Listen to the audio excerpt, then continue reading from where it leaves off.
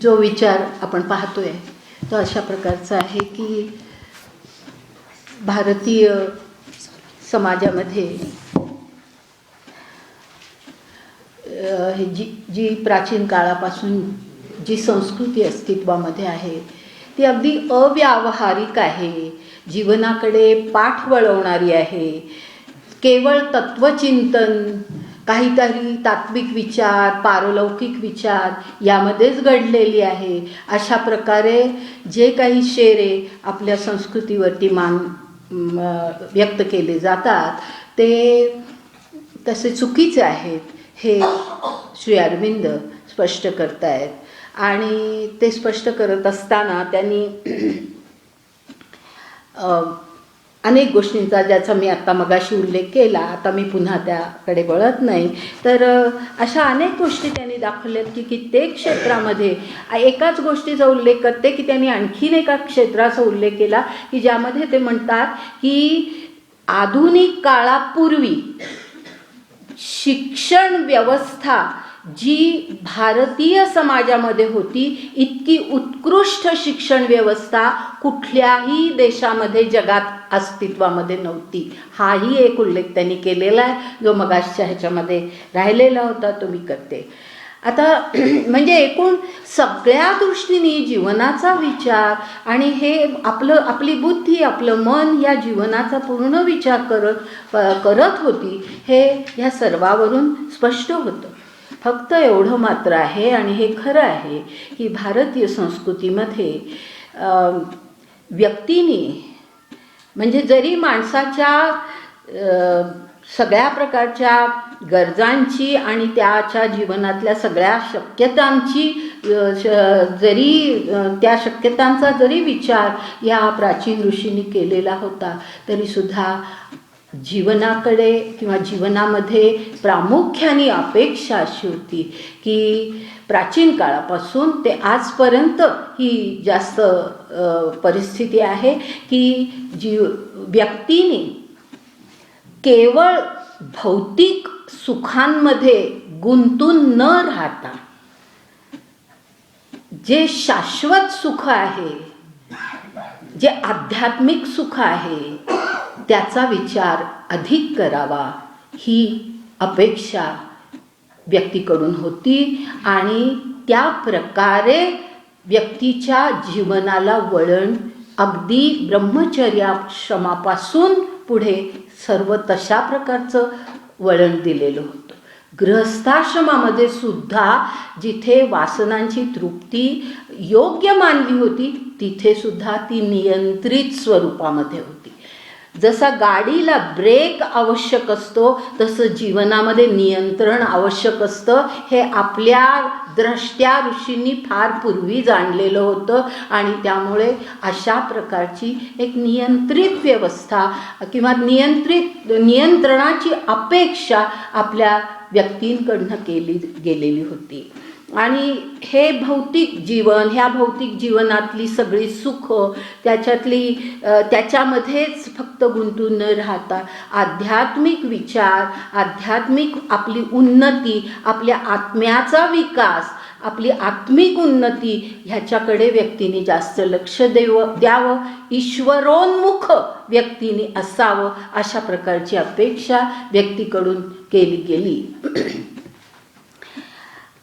आणि त्यामुळे आपल्याला असं दिसतं की केवळ भौतिक सुखांमध्ये किंवा भौतिक जीवनामध्ये पूर्णतः यशस्वी झालेल्या माणसापेक्षा ईश्वरोन्मुख माणूस आणि आध्यात्मिक वृत्तीचा माणूस हा या संस्कृतीमध्ये अधिक महान मानला जातो.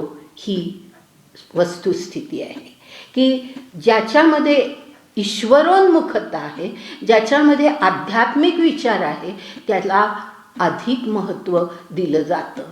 आणि ह्याचं एक उदाहरण म्हणून, एक गंमत म्हणून एक गोष्ट सांगते. म्हणजे थोडं हे सगळं जे सिरियस चाललेलं आहे त्याच्यामध्ये एक थोडीशी एक गोष्ट सांगते की जी माझी खरं म्हणजे नेहमीची पद्धत असते. तर एक अशी गोष्ट आहे की आपल्याला अकबर आणि बिरबल यांच्या खूप गोष्टी माहिती आहेत, पण ही जी गोष्ट मी आत्ता सांगते ही अकबर आणि तानसेन ह्यांची गोष्ट आहे. अकबर आणि तानसेन. तानसेन हा आपल्याला माहिती आहे की अकबराच्या नवरत्नांमध्ये एक तो होता आणि त्याच्या गायनावरती बादशाह अत्यंत खुश होता. आणि असा हा बादशाह एके दिवशी ह्या तानसेनला म्हणाला की अरे तू तर इतका चांगला गातोस, पण मला असं नेहमी मनामध्ये विचार येतो की तुझे गुरु ज्यांच्याकडून तू ही विद्या घेतली ते किती उत्तम गात असतील. तर मला फार इच्छा आहे की त्या गुरूंचं गाणं मला ऐकायला मिळावं. तर तू असं कर, माझ्यासाठी तुझ्या गुरूंना आपल्या दरबारामध्ये घेऊन ये, त्यांचं गाणं आपण इथे ठेवूया. तर तानसेन म्हणाला, बादशाह मला क्षमा करा, हे शक्य नाही, माझे गुरु इथे येणार नाहीत. तर का? तर म्हणाले नाही, माझे गुरु असे कुठे जात नाहीत. मग ते कुठे गातात? ते त्यांच्या झोपडीमध्येच असतात आणि तिथेच ते गातात. असं आहे का? बरं चल, मी येतो तुझ्याबरोबर, आपण जाऊया त्यांच्या त्या जिथे ते राहतात तिथे आपण जाऊ. आणि असे अकबर आणि हा तानसेन दोघं वनामध्ये जिथे त्यांची झोपडी होती अरण्यामध्ये तिथे गेले. तिथे गेले, झोपडीचं दार उघडंच होतं, पण आतून काही आवाज येत नव्हता. थोडंसं तानसेननी डोकून पाहिलं तर गुरु तिथे नव्हते. मग इलाजच नव्हता, हे दोघं परत आले. पुन्हा एकदा प्रयत्न केला, पुन्हाही तसं झालं. असं एक 2-3 वेळा झालं, पण तरी बादशाहला इतकं औत्सुक्य होतं की आपल्याला ते गाणं त्यांचं ऐकायलाच मिळावं. आणि बादशहाची इच्छा एकदा पूर्ण झाली. बादशाह आणि तानसेन असेच त्या वनामध्ये जात असताना त्या झोपडीच्या थोडंसं जवळ येत आहेत मात्र तर इतके सुंदर सूर त्यांच्या कानावरती पडले की अकबर तिथेच थांबला आणि म्हणाला की आपण इथून ऐकूया. करत करत थोडं पुढे गेले. पुढे जाऊन अगदी मन लावून असं बादशाह ते गाणं ऐकत होता. त्यानंतर थोड्या वेळाने ते गाणं बंद झालं आणि हा तानसेन म्हणाला की बादशाह आता आपण परत जाऊ. तर ते म्हणाले की नाही, मला तुझ्या गुरुचं दर्शन घ्यायचं आहे. तर म्हणाले नाही, माझे गुरु तसं दर्शन देणार नाहीत, आपण परत जाऊया, बघू, मी पुन्हा कधीतरी त्यांना विचारेन. आणि असे हे दोघं परत येत असताना बादशहाने तानसेनला असं विचारलं की अरे तू अशा गुरुकडून विद्या घेतली आणि तुझे गुरु इतके उत्कृष्ट गातात, तुझ्या गायनावर तर मी लुब्ध आहे, पण तुझ्यापेक्षा त्यांचं गायन काहीतरी वेगळंच आहे, काहीतरी दिव्य सूर आहेत सगळे. तर मी असं मोहात पडलो आहे. तर मला असं वाटतं की तू त्यांच्याकडून हे सगळी विद्या का घेतली नाहीस, तू तसं का गात नाहीस, अजूनही तू प्रयत्न कर, तू तसा गा, त्यांच्यासारखा गा. तानसेनने उत्तर दिलं, बादशाह मी जो गातो ना तो मी तुमच्यासाठी गातो आणि माझे गुरु जे गातात ते ईश्वरासाठी गातात. ही जी आपल्या संस्कृतीतली ईश्वरोन्मुखता ज्याला म्हणतात की कुठलंही कर्म करताना ईश्वराला ते अर्पण करणं, ईश्वरासाठी ते कर्म असणं, ईश्वरच त्या कर्मामध्ये अस्तित्वामध्ये असणं, ही आपल्या संस्कृतीतली ईश्वरोन्मुखता आहे. हे आपलं अध्यात्म आहे. आणि असं अध्यात्म, अशी ईश्वरोन्मुखता, अशा प्रकारचं जीवन हे आदर्श आपल्या समाजामध्ये मानलं गेलं. आणि अशा प्रकारे म्हणजे नियंत्रित स्वरूपात आणि ईश्वराकडे ईश्वराशी आपल्याला एकरूप व्हायचं आहे. त्या सर्व ईश्वर ह्याचा अर्थ चुकीचा घेऊ नका. ईश्वर म्हणजे ज्याला आज आपण निरनिराळे देव म्हणतो तो उल्लेख मी करत नाही आहे. ईश्वर हा ज्या वेळेला मी हा शब्द उच्चारते त्यावेळेला ईश्वर म्हणजे ती सर्वश्रेष्ठ शक्ती, ॲब्सोल्यूट पॉवर ज्याला म्हणतात, सर्वात महान उच्चतम अशी जी शक्ती आहे की ज्या शक्तीचं नियंत्रण आपल्या जीवनावरती आहे, हा विश्वास भारतीय संस्कृतीमध्ये आहे, भारतीय मनामध्ये आहे. त्याबद्दल त्याला उद्देशून ईश्वर असं मी म्हणते आहे. तर अशा ह्या ईश्वरोन्मुखतेकडे आपला कल आहे, या आध्यात्मिकतेकडे आपला कल आहे. आणि अशा प्रकारचं सगळं जीवन हे आपल्या समाजातलं आदर्श जीवन फार प्राचीन काळापासून मानलं गेलेलं आहे. पण हे सर्व खरं असलं तरी आता त्याच्या पुढचा भाग आपण असा लक्षात घ्यायचा आहे की ही आर्य संस्कृती ज्याचा उल्लेख मी करते त्याचा उल्लेख नेहमी आर्य संस्कृती असा केला जातो. आणि त्याच्यामध्ये कुठलाही आर्य अनार्य, म्हणजे अनार्य हे काहीतरी कमी आणि आर्य हे फार काहीतरी उच्च, अगदी दैवीच काहीतरी असा भाग नाही आहे. हा सांस्कृतिक जे काही जीवन होतं त्यामध्ये जो फरक होता, जी माणसामध्ये एक क्षमता असते, जे एक ज्ञान असतं, जी एक जाणीव असते, जी काही क्षमता घेऊन आपण जन्मलेलो असतो, त्यामध्ये जो फरक त्या काळामध्ये होता त्याला उद्देशून आर्य आणि अनार्य हा शब्द त्या काळामध्ये वापरला गेला होता. तर अशी ही जी प्राचीन आर्य संस्कृती होती, ह्या संस्कृतीमध्ये सर्व प्रकारच्या, जे मी आत्तापर्यंत सांगत आले, सर्व प्रकारच्या शक्यता, सर्व प्रकारच्या गरजा हे सर्व विचारात घेतलं गेलं होतं. केवळ संन्यास, केवळ सर्वसंग परित्याग असं कधीही अपेक्षा त्या समाजामध्ये केली गेली नाही. परंतु ह्या सगळ्या परिस्थितीमध्ये बदल किंवा काही परिवर्तन, म्हणजे ह्या आर्य संस्कृतीमध्ये एक फार महत्त्वाचं परिवर्तन जे झालं ते पहिल्यांदा बौद्ध धर्मामुळे झालं. हे लक्षात घेतलं पाहिजे. कुठल्याही प्रकारे बौद्ध धर्माची टीका किंवा निंदा ह्यामध्ये नाही. मी बौद्ध धर्माचा पूर्ण अभ्यास केलेला आहे हे मी सांगते. माझा PhDचं जे सगळं संशोधन आहे त्याच्यामध्ये फार मोठा भाग बौद्ध धर्मासंदर्भात आहे. तर त्याचा अभ्यास आहे माझा आणि मला पूर्ण माझा नम्र भाव त्यांच्या सर्व मूल्यांच्या बाबतीमध्ये आहे. असं असून सुद्धा आपला सांस्कृतिक इतिहास पाहताना ही वस्तुस्थिती आपल्याला लक्षात घ्यायला पाहिजे की जी श्री अरविंदांनी मांडलेली आहे. आणि ती अशी की जी आर्य संस्कृती माणसाच्या सर्व गरजांना वाव देत होती, शक्यतांना वाव देत होती, लक्षात घेत होती, ते अशा प्रकारची आर्य संस्कृती बदलायला लागली ती प्रथम बौद्ध धर्माच्या काळामध्ये, बुद्धाच्या शिकवणुकीनंतर. का असं झालं तर बुद्धाने व्यक्तीने भिक्षू होणं ह्या भिक्षू वृत्तीला अत्यंत महान मानलं. भिक्षू वृत्तीला अत्यंत महान मानलं.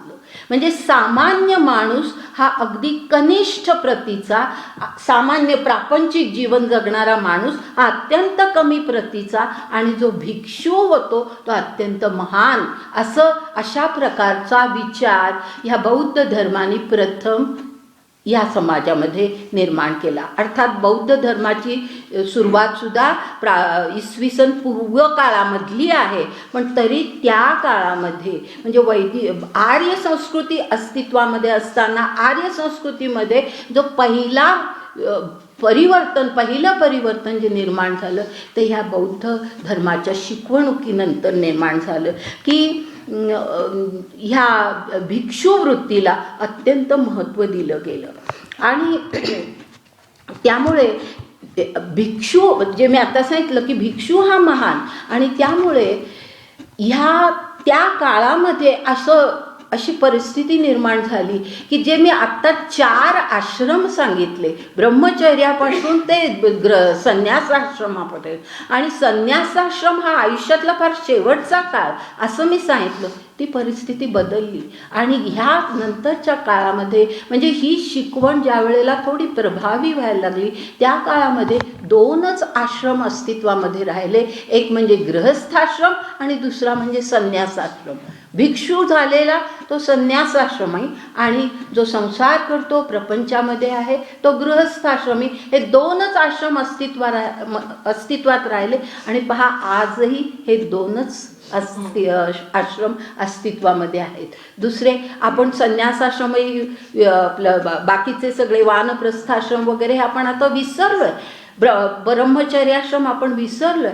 हे फक्त 2च आश्रम आज सुद्धा अस्तित्वामध्ये राहिले. म्हणजे काही शिकवणुकीचा प्रभाव कसा कित्येक काळ अस्तित्वामध्ये राहतो हा त्याचा एक पुरावा आहे. तर अशा प्रकारे ह्या सामाजिक जीवनामध्ये समाज व्यवस्थेमध्ये बदल व्हायला लागले. हा बदल आहे महत्त्वाचा की 4 आश्रमांच्या ऐवजी केवळ हे 2 आश्रम हा समाज व्यवस्थेतला एक फार महत्त्वाचा बदल होता. आणि अशा प्रकारे हे जे बदल व्हायला लागले किंवा जीवनातल्या आदर्शांमध्ये जे बदल व्हायला लागले की आदर्श म्हणजे तुम्ही भिक्षू व्हा हा आदर्श, गृहस्थ हा आदर्श राहिलाच नाही. पूर्वीच्या काळामध्ये गृहस्थाश्रमाला सर्वात महत्त्व होतं. नंतरच्या ह्या काळामध्ये केवळ भिक्षू होण्याला, मठात जाण्याला जास्त महत्त्व प्राप्त झालं. हे जे सगळं परिवर्तन झालं आणि त्यामुळे बौद्ध धर्माने धर्मनाश केला अशा प्रकारची एक कथा विष्णू पुराणामध्ये आढळते. विष्णू पुराण म्हणून जे आहे त्या विष्णू पुराणामध्ये अशी एक कथा आहे की ज्या कथेमध्ये बौद्ध धर्माने धर्मनाश केला असं म्हटलेलं आहे. आणि धर्मनाश केला याचा अर्थ की जो वैदिक धर्म आणि जी त्याप्रमाणे समाजव्यवस्था अस्तित्वामध्ये होती आणि ज्या समाजामध्ये ऐहिक जीवन आणि आध्यात्मिक जीवन ह्यामध्ये एक सुंदर समतोल होता. बरोबर आहे ना? समतोल होता की तुम्ही ऐहिक जीवनही जगा आणि आध्यात्मिक जीवनही जगा, त्याच्यामध्ये योग्य समतोल होता. हा समतोल नाहीसा झाला. समाजातला हा तोल नाहीसा झाला. आणि बॅलन्स, तोल, समतोल हा समाजामध्ये अत्यंत आवश्यक असतो. तुम्ही फक्त एका बाजूला वळलात की काहीतरी फार चुकीचं घडतं. जर तुम्ही फक्त सगळी माणसं संन्यासाश्रमाकडे वळली तरी चुकीचं घडतं. आणि सगळी माणसं फक्त वासनामय जीवन जगायला लागली तरी काहीतरी चुकीच्या प्रवृत्ती निर्माण होतात. प्राचीन काळामध्ये ह्या दोन्हीमध्ये नियंत्रण आणि अत्यंत सुंदर समतोल निर्माण झालेला होता. तो समतोल ढळला पहिल्यांदा बौद्ध काळामध्ये. हा एक फार महत्त्वाचा भाग आहे आपल्या इतिहासातला, सांस्कृतिक इतिहासातला. परंतु त्याचबरोबर हेही लक्षात ठेवलं पाहिजे की सगळीच लोक काही बौद्ध धर्माकडे आकृष्ट झाली नाहीत. हेही सत्य आहे की फार थोडी माणसं बौद्ध शिकवणुकीकडे आकर्षित झाली होती. अगदी सुरुवातीला त्याचं आकर्षण खूप वाटलं होतं, नंतरच्या काळामध्ये ते थोडं थोडं कमी व्हायला लागलं होतं. परंतु नंतर बौद्ध काळ संपला असं म्हणत नाही मी, पण बौद्ध शिकवणुकीनंतर काही काळानंतर, काही शतकांनंतर शंकराचार्यांचा काळ आला. शंकराचार्यांचा म्हणजे आपला हा सांस्कृतिक इतिहास लक्षात घ्या. बौद्ध काळामध्ये संन्यासी वृत्तीला महत्त्व दिलं गेलं आणि त्यानंतर काही शतकं गेली. जवळजवळ 2000 वर्षांचा काळ गेला. मध्ये 2000 वर्षांचा काळ गेला. आणि ही जी 2 सहस्रक म्हणजे 2000 वर्ष, ही 2 सहस्रक ही भारतीय संस्कृतीतली सर्वात श्रेष्ठ सहस्रक असा उल्लेख केला जातो. आणि अरविंदांनीही तो केलेला आहे की ती 2 सहस्रक, ती 2000 वर्ष ही भारतीय संस्कृतीतली अत्यंत श्रेष्ठ असा तो काळ होता, असा श्री अरविंदांनीही उल्लेख केलेला आहे. आता त्यानंतर शंकराचार्य आले आणि शंकराचार्यांनी ज्याला मायावाद असं म्हणतात, मायावाद स्पष्ट करते, सगळ्या कल्पना स्पष्ट करते, ही मायावादी शिकवण समाजामध्ये प्रसारित केली. मायावादी शिकवण म्हणजे काय? शंकराचार्यांना खरं म्हणजे जो वेदांतामधला ब्रह्मवाद होता, ह्याचा अर्थ, हा वाद शब्द हा वापरला असला तर ह्याचा अर्थ नीट समजावून घ्या की वेदांतामधला ब्रह्मवाद ह्याचा अर्थ की ब्रह्म हे एकच सत्य आहे, एकम सत असं म्हटलेलं आहे आपल्या वेदांतामध्ये. त्याचा उल्लेख पुढे पण येईल. तर एकम सत, एकच सत्य आहे आणि ते म्हणजे ब्रह्म. आणि त्या ब्रह्माचाच अंश म्हणजे आपला आत्मा, म्हणजे आपला जीवात्मा हा त्या ब्रह्माचाच अंश. आणि त्यामुळे सत्य फक्त एकच, आणि ते म्हणजे आपला आत्मा आणि तो परमात्मा. हे एकच सत्य, तो ब्रह्म, परब्रह्म हे सत्य आणि आपला आत्मा हे सत्य. ह्याला म्हणतात ब्रह्मवाद. आणि हा ब्रह्मवाद त्यांना जीवनामध्ये आणायचा होता. काल मी ह्याचा थोडा उल्लेख केला होता, तुम्हाला आठवत असेल तर. त्याच्या मागे पार्श्वभूमी होती की त्यांना ह्या जीवनामध्ये ज्या काही प्रवृत्ती निर्माण व्हायला लागल्या होत्या आणि बौद्ध शिकवणुकीकडे काही माणसं आकृष्ट व्हायला लागली होती, त्या सर्वापासून आपला समाज रक्षित करायचा होता. आणि त्या सर्वामध्ये त्यांनी हा वेदांतामधला ब्रह्मवाद आपल्या समाजामध्ये यावा. ब्रह्म हे सत्य आहे हे सगळ्यांना पटावं, ह्यासाठी ब्रह्मसत्यम जगत मिथ्या हे विधान त्यांनी प्रसारित केलं. ब्रह्मसत्यम जगत मिथ्या हे शंकराचार्यांचं फार महान असं त्यांचं विधान आहे की हे जगत मिथ्या आहे, ही सगळी माया आहे. त्यांना असं अभिप्रेत होतं की ह्या मायेमध्ये, म्हणजे या जगातल्या प्रापंचिक सुखांमध्ये तुम्ही अडकू नका, त्यामध्ये तुम्ही अडकू नका. जे सत्य आहे, जे म्हणजे तुमचा आत्मा आहे, जे शुद्ध स्वरूप आहे, ते शुद्ध स्वरूप तुमच्या आत्म्याचं, की जो परमात्म्याचा अंश आहे, त्या परमात्म्याशी तो आत्मा एकात्म व्हायचा आहे, एकरूप व्हायचा आहे. आणि तो जर एकरूप व्हायचा असेल, त्याच्याशी तादात्म्य पावायचं असेल, तर मग तुम्ही ह्या जीवनापासून, या मिथ्या जीवनापासून, या माया असलेल्या सगळ्या जीवनापासून तुम्ही परावृत्त झालं पाहिजे. आणि म्हणून सर्वसंग परित्याग.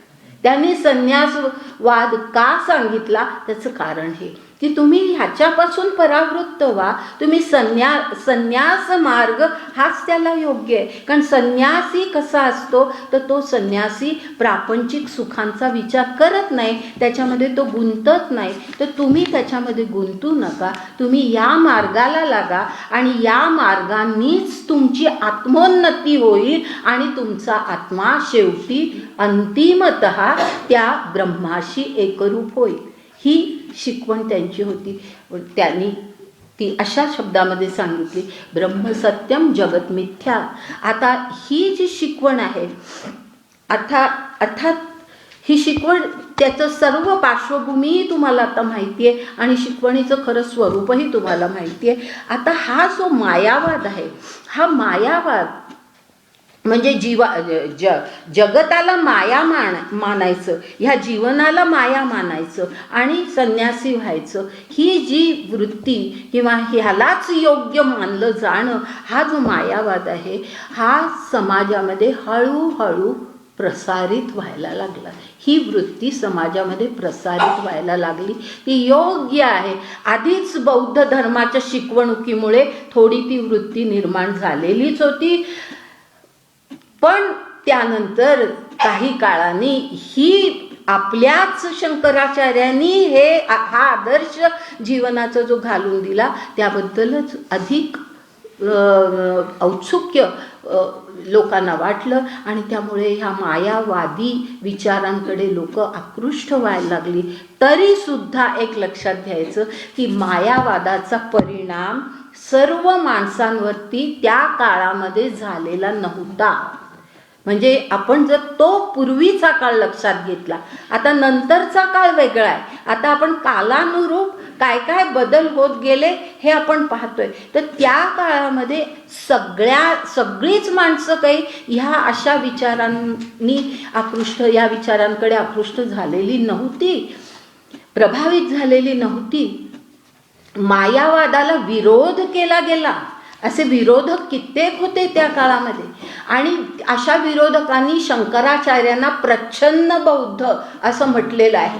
प्रच्छन्न बौद्ध म्हणजे एकतर ह्या बुद्धाच्या शिकवणीपेक्षाही अधिक प्रखर शिक्षण संन्यास मार्गाची देणारे, अशा प्रकारचा उल्लेख त्या काळामध्ये विरोधकांनी केला. आणि त्यामुळे म्हणजे ह्याचा अर्थ की विरोधक होते, त्या मायावादाला त्या काळामध्ये विरोधक होते.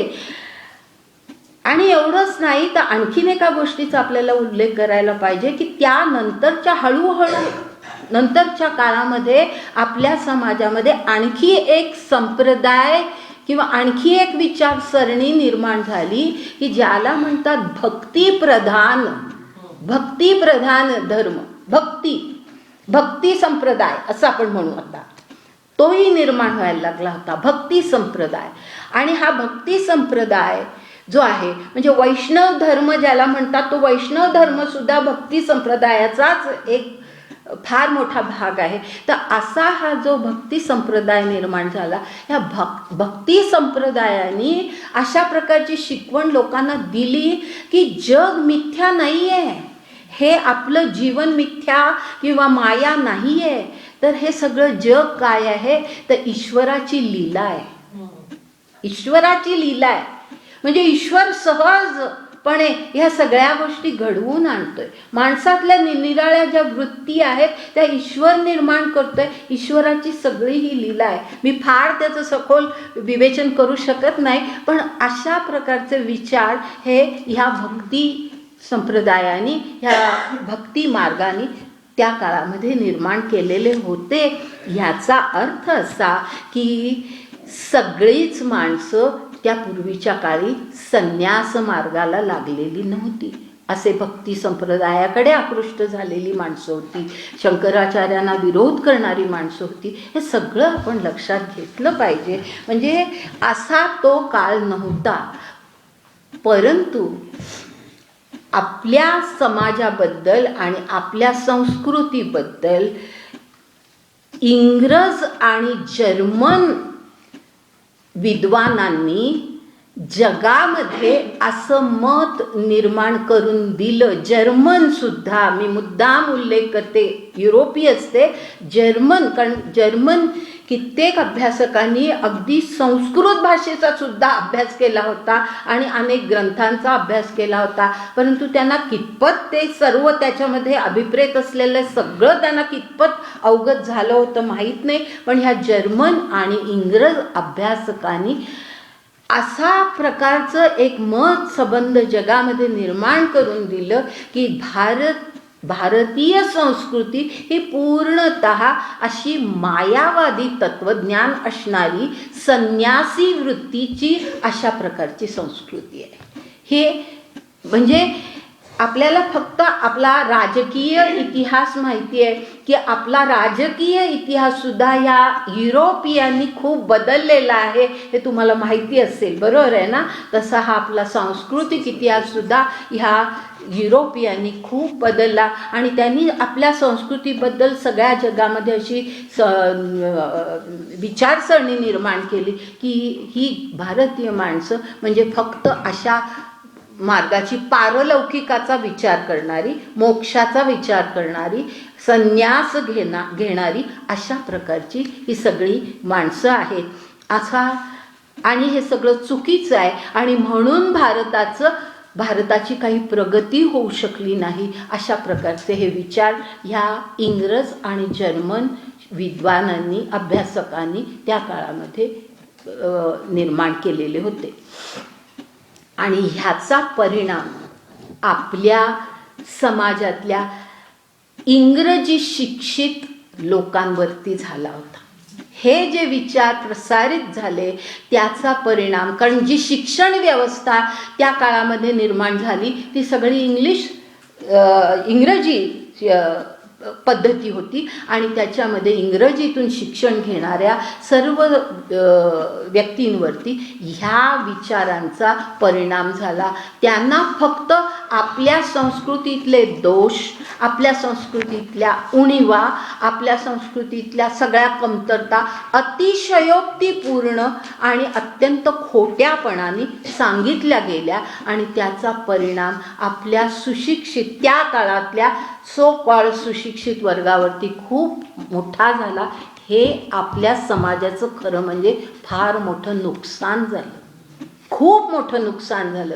की जो उल्लेख मी अगदी सुरुवातीला माझ्या प्रास्ताविकामध्ये केला होता की श्री अरविंदांचे वडील कृष्णघन घोष हे कशा वृत्तीचे होते हे मी सांगितलं होतं. काल दीक्षित भैयांनी सुद्धा तेच सांगितलं की अशा प्रकारची ही वृत्ती ह्या घरामध्ये, त्या कुटुंबामध्ये होती की इंग्रजीमध्येच बोललं पाहिजे सगळं, म्हणजे भारतीय भाषासुद्धा आपल्या मुलांना येऊ नये, आपल्या मुलांवरती कुठल्याही भारतीय संस्कृतीचा संस्कार त्यांच्यावरती होऊ नये, अशा प्रकारचे विचार हे कृष्णघन घोष यांनी जे प्रत्यक्षामध्ये आणले. अशीच आपल्या त्या काळातली, आपल्या भारतातली ती पिढी होती हे लक्षात घ्यायचं. म्हणजे हे आपल्या समाजाचं फार मोठं नुकसान त्या काळामध्ये झालं की आपल्या संस्कृतीबद्दल, आपल्या समाजाबद्दल एक तिरस्काराची भावना ह्या सुशिक्षित वर्गामध्ये निर्माण झाली. अर्थात या सर्वामध्ये त्या काळामध्ये कालांतराने, जे मी काल हिंदू रेनेझान्स या संदर्भामध्ये मी सांगितलं होतं, तसा प्रयत्न अनेक समाजसुधारकांनी सुद्धा केला. की तुम्हाला ऐकून माहिती असेल की ब्राह्मो समाज, आर्य समाज, प्रार्थना समाज, ह्या अशा प्रकारच्या संघटना त्या काळामध्ये ज्या निर्माण झाल्या, त्याच्यामध्ये आपला वैदिक जो काही आपला पाया आहे आपल्या संस्कृतीचा तो लक्षात घेऊन आणि आधुनिक काळामध्ये आवश्यक अशा सुधारणा करून, आपल्यातले दोष नष्ट करून आपल्या समाजाला प्रगत करण्याचा प्रयत्न ह्या काही सामाजिक संघटनांनी केला. असे हे समाजसुधारक, ज्यांना आपण त्या काळातले म्हणतो, स्वातंत्र्यापूर्वीचा थोडा काळ, हे अशा समाजसुधारकांचे हे प्रयत्न अत्यंत महत्त्वाचे आहे. परंतु आता शंकराचार्यांचा जो मी उल्लेख केला त्याच्या आता थोडं पुढे जाते आणि ह्या बाबतीमध्ये असं दिसायला लागलं की हळूहळू हे शंकराचार्यांचे जरी अगदी मायावादी असे विचार नसले तरी संन्यास मार्गच आवश्यक आहे, ह्या विचारांचा प्रसार जास्त जास्त आपल्या समाजात पुढे बरीच शतकं होत राहिला आणि तो सुद्धा आपल्या संस्कृतीचा, आपल्या समाजाचं एक अत्यंत नुकसान करणारा असा भाग होता. की संन्यास हाच योग्य आहे, त्यालाच महत्त्व देणं, अशा प्रकारचा उल्लेख, अशा प्रकारचा आदर्श पुढे आणखी वाढत गेला. म्हणजे एक जीवनाकडे नकारात्मक दृष्टीने पाहणं, निगेटिव्ह ॲटिट्यूड म्हणतात तसं नकारात्मक दृष्टीने पाहणं, सकारात्मक नाही, पॉझिटिव्ह दृष्टीने नाही, हे जीवन कसं जगायचं ह्याच्याकडे पॉझिटिव्ह दृष्टीने न पाहता नकारात्मक दृष्टीने पाहणं आणि ह्या जीवनामध्ये कधी सुख मिळणारच नाही आहे तर मग त्यापेक्षा संन्यास बरा, अशा प्रकारच्या वृत्ती समाजामध्ये हळूहळू वाढायला लागल्या. खरं म्हणजे जर विचार केला तर संन्यास किंवा कर्म, पुनर्जन्म, ह्या ज्या आपल्या सांस्कृतिक संकल्पना आहेत, ह्या संकल्पनांमध्ये खरं म्हणजे दोष नाही आहे. आणि ते अरविंदांनी फार सुंदर मांडलेलं आहे की कर्म, पुनर्जन्म, संन्यास ह्याच्यामध्ये खरं म्हणजे काही वास्तविक मूलतः दोष नाही.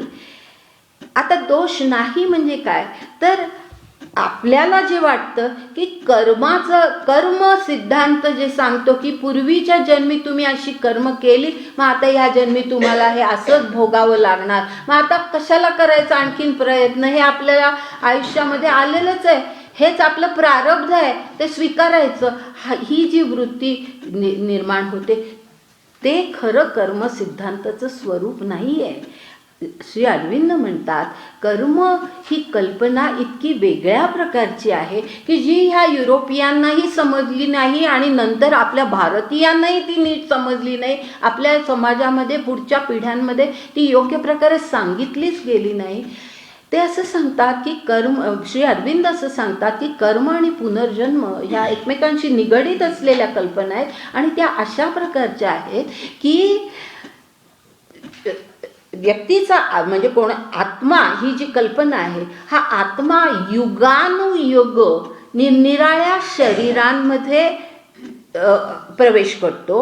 म्हणजे आत्म्याचा निरनिराळ्या गीतेमध्ये आहे ना, वासांसी जीर्णानि यथा विहाय, ते जे आहे की जसं आपण आपली वस्त्र जुनी झाली की आपण टाकून देतो, नवीन वस्त्र धारण करतो, तसं तो आत्मा शरीर बदलतो. असं युग ही शरीर बदलली जातात. आणि ती कशासाठी, तर ती आत्म्याचा अधिक विकास व्हावा, म्हणजे या जन्मापेक्षा पुढच्या जन्मामध्ये आणखी काहीतरी उन्नती व्हावी, ह्या उद्देशाने ती शरीरं बदलली जातात. ह्या शरीरामध्ये आता पुढे प्रगती होत नाही आहे, विकास होत नाही आहे, तो आत्मा बाहेर पडतो, दुसऱ्या शरीरामध्ये जातो आणि तिथे विकासाचा प्रयत्न म्हणजे त्या माणसाने त्या आपल्या आत्म्याचा विकासाचा प्रयत्न खरा म्हणजे करायचा असतो. अशा प्रकारे आता ही आत्मविकासाची खरं म्हणजे प्रक्रिया आहे. पुनर्जन्म म्हणजे त्याच्या मागे खरी कल्पना काय आहे, आत्मविकासाची कल्पना आहे की आत्म्याचा विकास निरनिराळ्या जन्मांमध्ये व्हायचा असतो आणि म्हणून तो आत्मा निरनिराळी शरीर धारण करतो.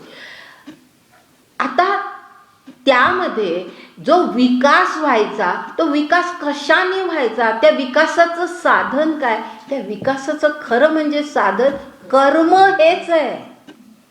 बरोबर आहे ना. विकास कसा होणार आहे, आत्म्याचा विकास कसा होणार आहे, आत्म्याचा विकास हा तुम्ही या जन्मामध्ये जी कर्म करता त्यानुसारच तुम्हाला पुढचा जन्म लाभणार आहे. ह्याचा अर्थ कर्म हे किती महत्त्वाचं आहे, कर्माचं महत्त्व हे लक्षातच घेतलं जात नाही.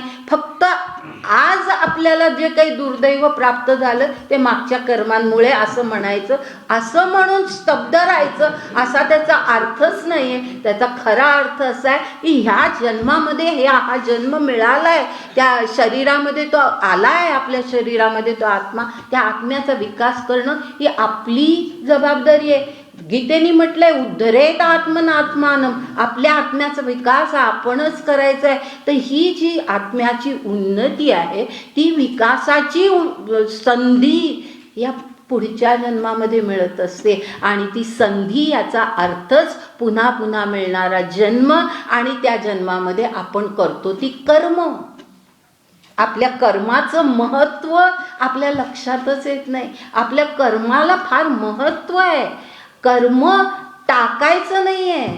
म्हणजे आता आपल्या आलंय वाटायला आता काय आणखीन कर्म करायचं, ही ती शिकवण नाही आहे. ह्या शिकवणीमध्ये खरा अर्थ हा आहे की ह्या जन्मामध्ये चांगली कर्म करा, पुढचा जन्म चांगला येणार आहे त्या आत्म्याला, तो त्या आत्म्याचा विकास व्हायचा आहे. तर खरा कर्म सिद्धांताचा अर्थ लक्षात घेतला गेला नाही. आणि श्री अरविंद म्हणतात आपल्या संस्कृतीचा जो अत्यंत उच्चतम काळ होता त्या काळामध्ये कर्माचा हाच अर्थ होता की कर्म हे आवश्यकच आहे जीवनामध्ये. आणि ते म्हणून उद्योगशील माणसांनी असलं पाहिजे, अधिक कर्म केलं पाहिजे, सत्कर्म केलं पाहिजे. आणि सत्कर्म म्हणजे केवळ नीती असं नाही, आध्यात्मिक दृष्टीने सत्कर्म केलं पाहिजे आणि अशा प्रकारे आपल्या आत्म्याची उन्नती आपण केली पाहिजे. असा खरा म्हणजे तो कर्मसिद्धांत आहे. हा कर्मसिद्धांत, हा पुनर्जन्माचा अर्थ ह्या युरोपीय लोकांना कळलाच नाही. आणि त्यांनी फक्त आपल्या कर्मसिद्धांत आणि पुनर्जन्म या कल्पनेवरती टीका केली आणि फक्त अशा प्रकारे विचारसरणी निर्माण केली जगामध्ये आणि आपल्या भारतीयांमध्ये सुद्धा की हे किती चुकीचं आहे, की कर्माने तुम्ही सगळे असे बंध झालेले आहात की तुम्हाला आता काही ह्याच्यामध्ये उन्नती साधायला काही वावच नाही, अशा हा चुकीचा अर्थ त्यांनी निर्माण केला. आपल्या संस्कृतीमध्ये तो नव्हता. त्याचप्रमाणे संन्यास ही सुद्धा जी खरी कल्पना आहे, त्या संन्यास ह्या कल्पनेमध्ये सुद्धा केवळ ती वासना म्हणजे केवळ ती माया आहे असाच फक्त अर्थ नाही आहे, तर माणसानी ह्या वासनामय जीवनापासून थोडं परावृत्त व्हायला पाहिजे. संन्यास मार्ग का, तर वासनामय जीवनामध्ये अडकून न राहता त्याच्यापासून थोडं परावृत्त व्हायला पाहिजे आणि आपला ज्याला म्हणतात आत्मजय प्राप्त केला पाहिजे. आत्मजय ह्याचा अर्थ असा की आत्म्याचं जे शुद्ध स्वरूप आहे ते शुद्ध स्वरूप आपल्याला आपण जाणून घ्यायचं आहे की आपण खरे कसे आहोत, आपलं खरं स्वरूप कसं आहे आणि ह्या सगळ्या जगामध्ये वावरताना आपण त्या आपल्या मूळ स्वरूपापासून किती दुरावलेलो आहोत आणि आपण किती कनिष्ठ जीवन जगतो आहोत हे लक्षात घेऊन पुन्हा त्या जीवनाकडे आपल्याला जायचं आहे. हे आत्मजयाची शिकवण ही खरं म्हणजे संन्यासाचा मार्ग आहे. आत्मजयाची शिकवण आहे त्याच्यामध्ये. आत्म्याची उन्नती, आत्म्याचा विजय ही त्याच्यामध्ये खरं म्हणजे कल्पना आहे. पण ही कल्पना खरं म्हणजे श्रेष्ठ कल्पना आहे. पण श्री अरविंद म्हणतात अशा ज्या काही उच्च तात्विक कल्पना असतात, फार सुंदर विचार ते मांडतात पुढे, अशा ज्या काही उच्च तात्विक कल्पना असतात ह्या कालांतराने विकृत होतात. जे आपल्या समाजामध्ये खरोखरच ही परिस्थिती निर्माण झाली. अशा उच्च प्रकारच्या तात्विक कल्पना सुद्धा विकृत अवस्थेमध्ये येतात आणि संन्यासाची तीच परिस्थिती झाली संन्यास मार्गाची, की मगाशी मी सांगितलं त्याप्रमाणे संन्यास हा आयुष्यातला शेवटचा आश्रम न राहता अगदी तरुणपणी संन्यास घेणं ही विकृती आहे. हे विकृत स्वरूप आहे. ही अपेक्षा संन्यासाची नाही आपल्या समाजामध्ये, पण ती निर्माण झाली. म्हणजे विकृती कशा निर्माण झाल्या, तर अशा प्रकारे निर्माण झाल्या की संन्यास फार लवकर लहान वयामध्येच घ्यायचा. उदाहरण आपल्याला माहिती असेल, अगदी चांगलं आपल्याला ज्ञात असलेलं उदाहरण म्हणजे ज्ञानेश्वरांचे वडील विठ्ठलपंत. किती तरुण वय, अगदी लहानच वय, विवाह झालेला. अशा अवस्थेमध्ये आपल्याला संन्यासीच व्हायला पाहिजे, तेव्हाच आपला आत्मा विकसित होईल ह्या कल्पनेने पत्नीला न सांगता, घरातल्या वाडवडिलांना न सांगता घरातून गेले आणि ज्या गुरुकडून त्यांनी संन्यास घेतला, संन्यासाची दीक्षा घेतली, त्या गुरुलाही आपली परिस्थिती त्यांनी सांगितली नाही आणि ती दीक्षा घेतली. म्हणजे अशा प्रकारे ह्या सगळ्या विकृती आहेत.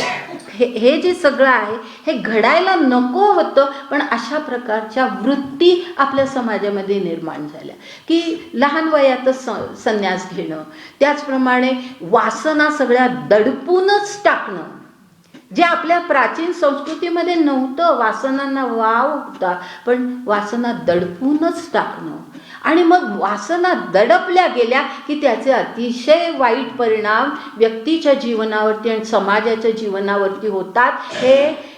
ह्याचं अगदी उत्तम उदाहरण म्हणजे आज पाश्चिमात्य या जगामध्ये, ह्या अमेरिकेसारख्या देशामध्ये मी स्वतः पाहिलेल्या आणि टी व्हीवरती पाहिलेल्या वाचलेल्या गोष्टी आहेत की चर्चेसमधले प्रीस्ट, त्यांच्याकडून ज्या काही नैतिक अपेक्षा केल्या जातात ती नैतिक बंधनं त्यांना वाटतात आणि त्या नैतिक बंधनातून आपण दूर व्हावं म्हणून अत्यंत वाईट अशा प्रकारच्या वृत्ती त्यांच्यामध्ये निर्माण झाल्या आहेत. मी त्याचा फार उल्लेख करत नाही, पण अत्यंत वाईट की ज्याच्यामध्ये त्यांचं व्यक्तिमत्वही अत्यंत दयनीय होतं आणि त्याचबरोबर इतर अनेकांचा नाश, अनेक बालकांचा सुद्धा नाश, जीवनाचा नाश त्या अमेरिकेसारख्या देशामध्ये, इंग्लंडसारख्या देशामध्ये आज पाहायला मिळतो. की व्यभिचारी वृत्ती, अत्यंत वाईट प्रकारच्या वृत्ती ह्या अशा निर्माण झालेल्या आहेत तिथे. म्हणजे हे जे आहे की दडपलं गेलं की ते वेगळ्या मार्गाने बाहेर पडतं. हे आपल्या प्राचीन ऋषींना सुद्धा कळलेलं होतं आणि म्हणूनच आपल्या समाजामध्ये विवाहाला इतकं महत्त्व दिलं होतं की संन्यासी माणसांनी सुद्धा संन्यासी नव्हे, म्हणजे अध्यात्मामध्ये असलेल्या गुरूंनी सुद्धा विवाह केला पाहिजे. आणि म्हणून पहा, आपल्या ऋषी मुनींचे विवाह झालेले आपल्याला दिसतात. ही परिस्थिती ह्या पाश्चात्य समाजामध्ये दिसत नाही. ही आपल्या प्राचीन ऋषींना एवढी दूरदृष्टी होती की व्यक्तीच्या गरजा काय आहेत त्या लक्षात घेऊन त्यांनी समाज व्यवस्था निर्माण केली होती. पण नंतरच्या काळात अशा ह्या विकृती समाजामध्ये निर्माण व्हायला लागल्या आणि अतिरेक म्हणजे सर्व गोष्टींचा अतिरेक व्हायला लागला. आणि म्हणजे ह्या संन्यासाचं किंवा कर्म, पुनर्जन्म ह्या सगळ्या कल्पनांचं जे खरं मूल्य होतं ते नष्ट झालं. त्याचं जे मौलिक त्याचं जे भाग होता तो सगळा नष्ट झाला. त्याला जे मूल्य होतं, नैतिक मूल्य होतं, ते सगळं नष्ट झालं. त्याचं खरं स्वरूप नष्ट झालं आणि चुकीच्या कल्पना समाजामध्ये अधिक प्रसारित व्हायला लागल्या. तर त्यामुळे एकूण आपल्याला असं दिसतं की आपल्या समाजामध्ये अशा प्रकारे अगदी प्राचीन काळापासून जर आपण विचार केला तर केवळ संन्यासवादी तत्त्वज्ञान नव्हतं. हा भाग मी सांगते आहे, त्याच्यामध्ये थोडे बदल कसे झाले हे मी पुढे सांगितलं. पण हा भाग आपण पुन्हा लक्षात घेऊया की संन्यास मार्ग हाच सगळ्यांनी स्वीकारला पाहिजे असं मुळीच नव्हतं. आणि त्यामुळे श्री अरविंद सुद्धा म्हणतात की ह्या ज्या विकृती निर्माण होतात ह्याचा अर्थच असा आहे की माणसाचे खरं म्हणजे आंतरिक बदल काही झालेलाच नसतो. आणि अशा परिस्थितीमध्ये माणूस ज्या वेळेला संन्यास स्वीकारतो त्यावेळेला मग विकृत स्वरूपच निर्माण होतं. आंतरिक बदल न होता ह्या गोष्टी, बाह्य गोष्टी कधी बदलत नाहीत. आंतरिक बदल हे जास्त महत्त्वाचे असतात. आणि म्हणून ते म्हणतात की श्री अरविंदांनी स्पष्ट म्हटलं आहे संन्यासाच्या बाबतीत की ज्या व्यक्तीला अंतःस्फूर्ती होते की आपण संन्यासी व्हावं, ही अंतःस्फूर्तीने ज्याला जाणीव होते अशाच मोजक्या व्यक्तींनी संन्यास मार्गाला जावं, बाकीच्यांनी संन्यास मार्गी होऊ नये. आणि म्हणून संन्यास मार्गाचा अशा प्रकारे प्रसार आणि प्रचार केला जाऊ नये असं त्यांनी स्पष्ट म्हटलंय. कारण जर ज्यांची आंतरिक वृत्तीच बदलली नाही अशी माणसं जर संन्यासी झाली तर मग विकृती निर्माण होणारच. हे कारण हे आणि म्हणून आपल्या समाजामध्ये मग अनेक प्रकारचे दोष नंतरच्या काळामध्ये निर्माण झाले.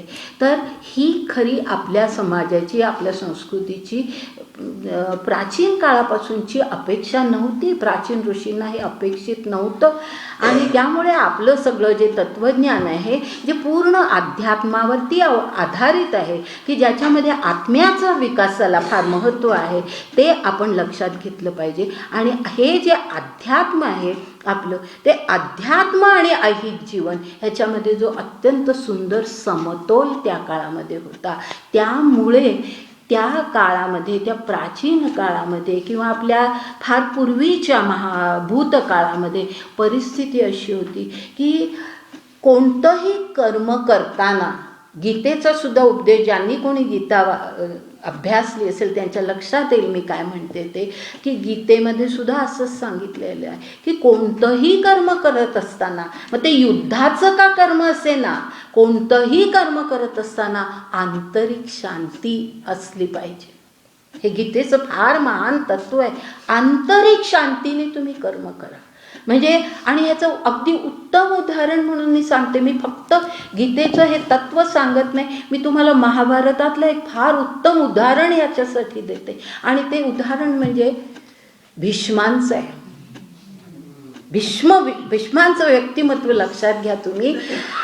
या संबंध महाभारतातला अत्यंत महत्त्वाचा, अत्यंत निर्णायक महत्त्वाचा प्रसंग म्हणजे कौरव पांडव युद्ध. आपल्याला माहिती आहे सर्वात निर्णायक महत्त्वाचा प्रसंग म्हणजे कौरव पांडव युद्ध.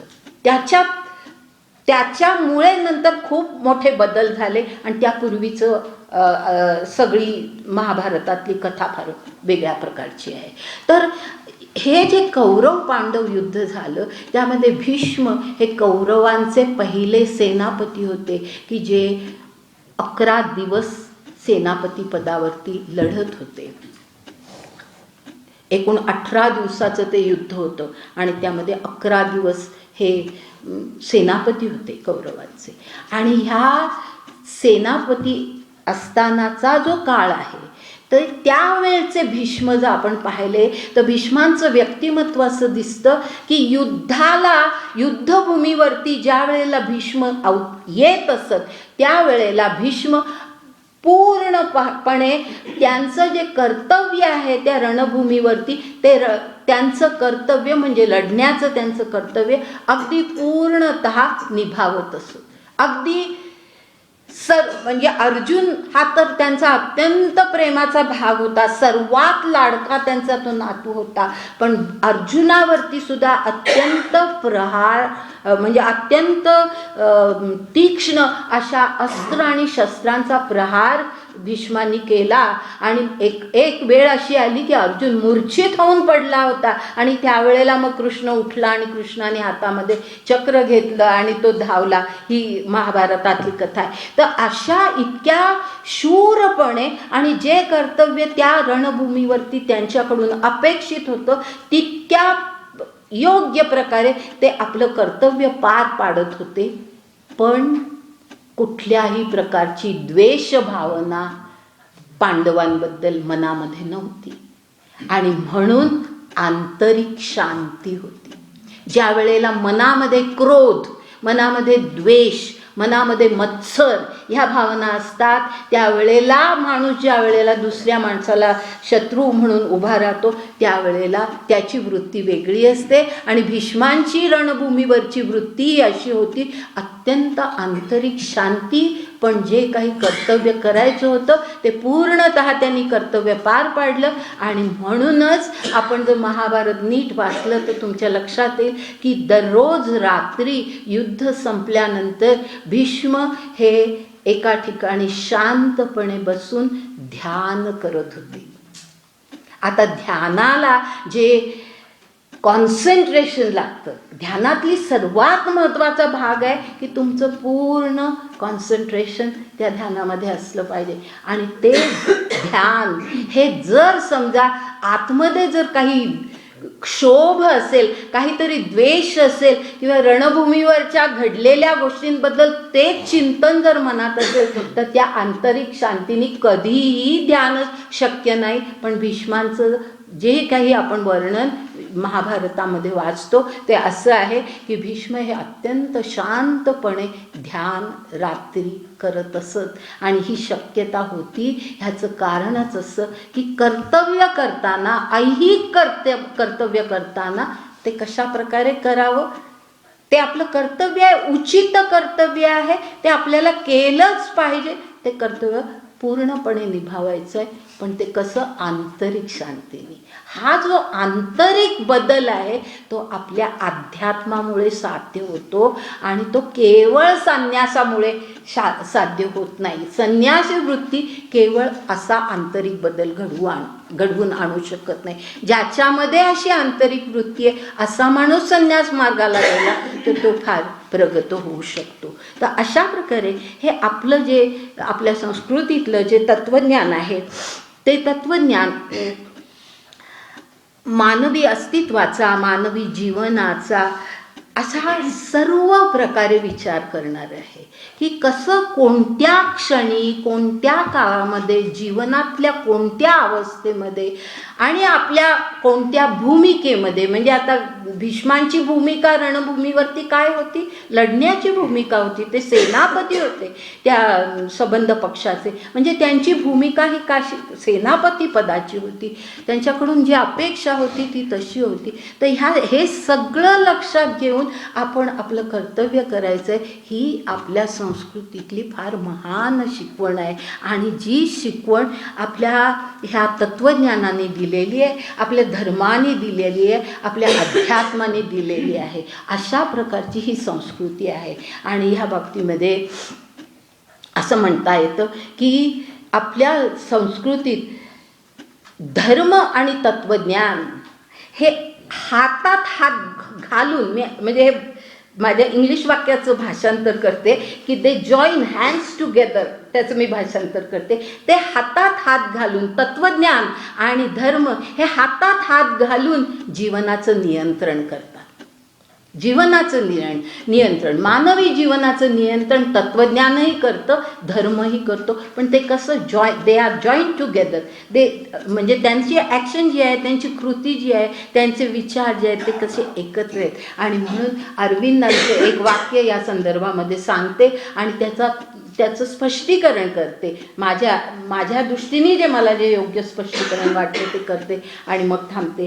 ह्या अरविंदांनी ह्या ठिकाणी हे धर्म आणि तत्त्वज्ञान ह्यातला संबंध इतका सुंदर शब्दामध्ये मांडलेला आहे. आणि ते म्हणतात की भारतामध्ये तत्त्वज्ञानाने डोळस केलेला धर्म आहे आणि धर्माने गतिशील केलेलं तत्त्वज्ञान आहे. पुन्हा सांगते आणि अर्थ समजावून सांगते, कारण नुसतं वाक्य ऐकलं तर कदाचित अर्थ लक्षात येणार नाही.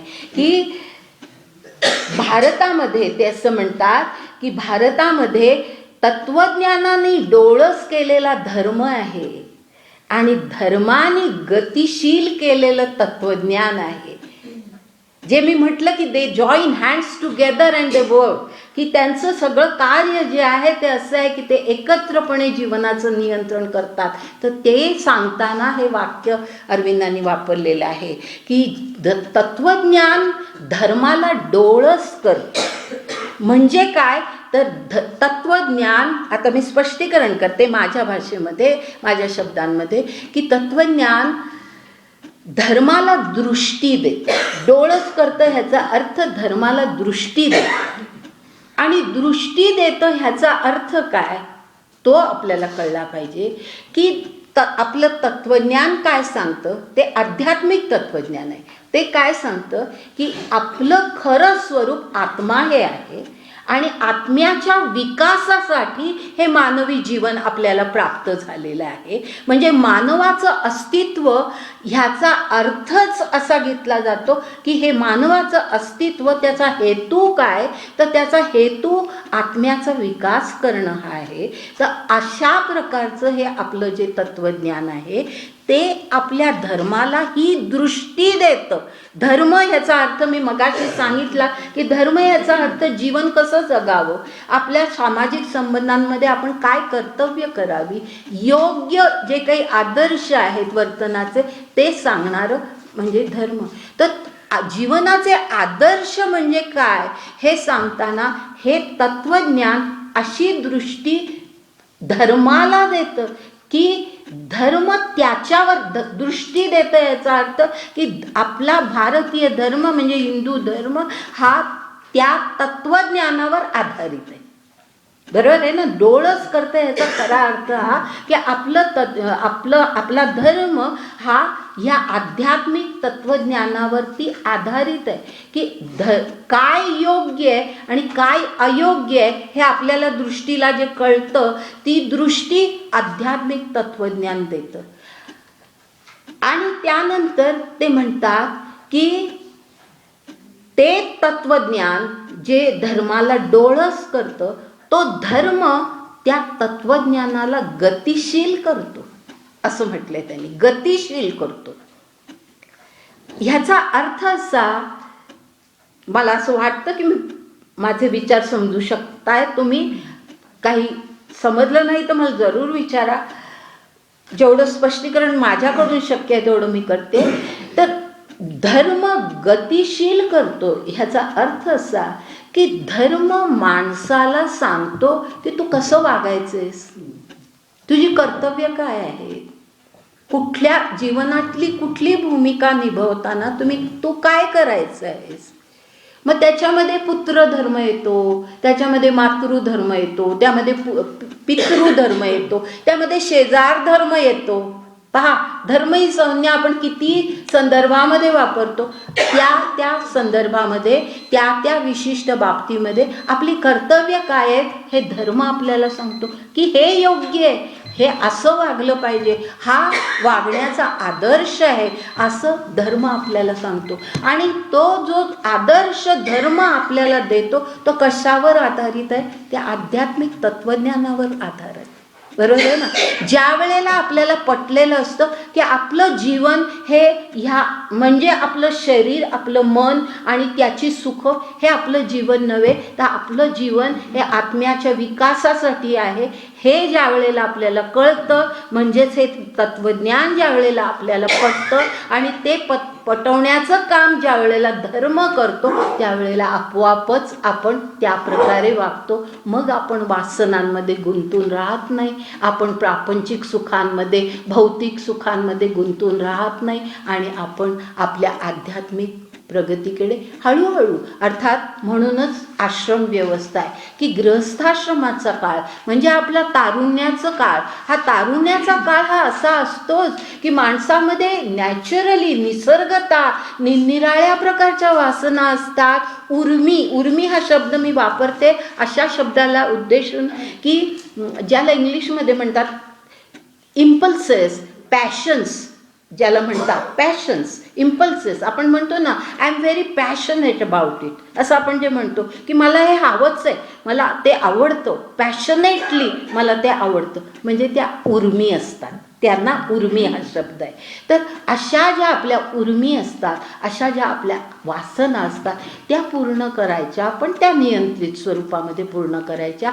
तो काळ आहे, तो गृहस्थाश्रमाचा काळ आहे, आपला तारुण्याचा काळ आहे, जेव्हा त्या उर्मी असतातच निसर्गता आपल्यामध्ये, त्यावेळेला त्यांना वाव दिलेला आहे. आणि त्यानंतर आपल्या जीवनामध्ये आपण बदल घडवायचे असतात आणि पुढे पुढे हळूहळू विरक्तीकडे आणि शेवटी निवृत्तीकडे आपल्याला जायचं असतं.